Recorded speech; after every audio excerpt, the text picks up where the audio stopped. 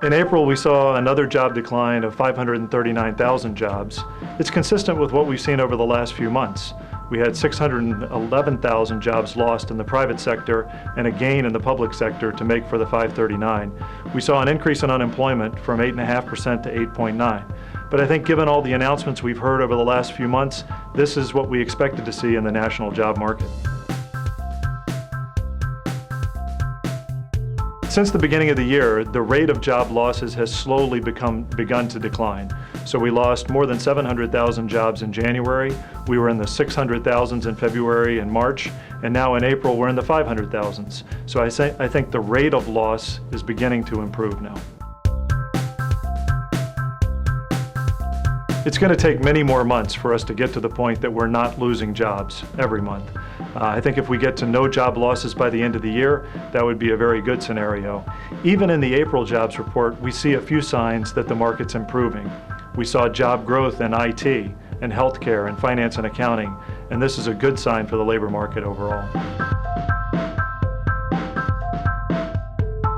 The most challenged geographies are Las Vegas and Los Angeles and of course Detroit, most of Michigan as a matter of fact. They've been troubled geographies for a time now, and that trend is continuing. On the better job market side, Washington, D.C. is probably the best job market overall, but we also see strength in Boston and New York and Baltimore and Dallas, Houston, Minneapolis, all showing relative strength from a geographic point of view.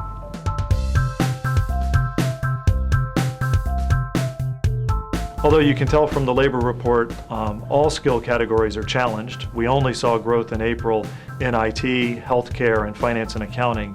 But those professional skill categories do have relative strength in the job market overall. So whether it's scientific or medical, engineering, all kinds of engineering, from mechanical to nuclear to field technicians, all show relative strength in this job market. At Adecco Group, we serve almost 120,000 clients on a daily basis. One of the things that we're seeing is that they're looking for ways to improve talent even in this job market. They're looking for great additions to their team, not at the same rate they did a year ago, but they're still looking for the right talent to bring into the organization. As this recession has taken hold, we've seen the announcements. Companies have cut thousands and thousands of jobs, and many of them are as lean as they can possibly be. Now, as we see some improvement begin, as the economy gets better over the course of the next 2 years, companies are rethinking how they might bring labor, bring resources back into their organization. And they're looking for ways to do it with more flexibility than they had before. They're looking for ways to bring specialized skills that they need for projects or new product launches or entry into new geographic markets, and to bring in that specific skill, employ it for a period of time, and then move on to the next project or opportunity. In this marketplace, there's a lot of great talent in the market, and we find many companies are using this as an opportunity to really bring new talent into their organizations.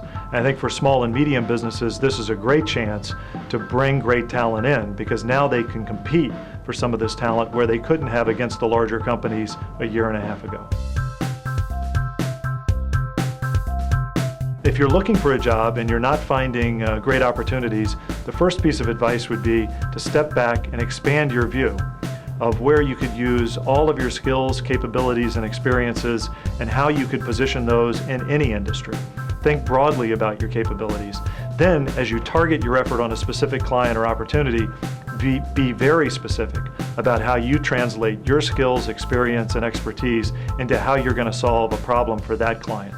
The day of generic resumes doesn't work anymore. You need to be very specific about how you can help the company move forward.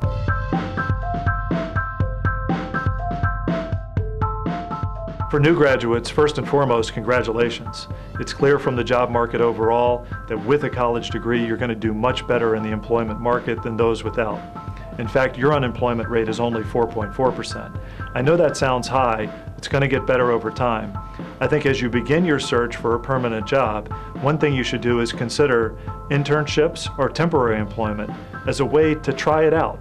Try a client, try an industry, try a specific job category, and gain some experience, something to add to your resume as you begin to build your credentials and your skill sets.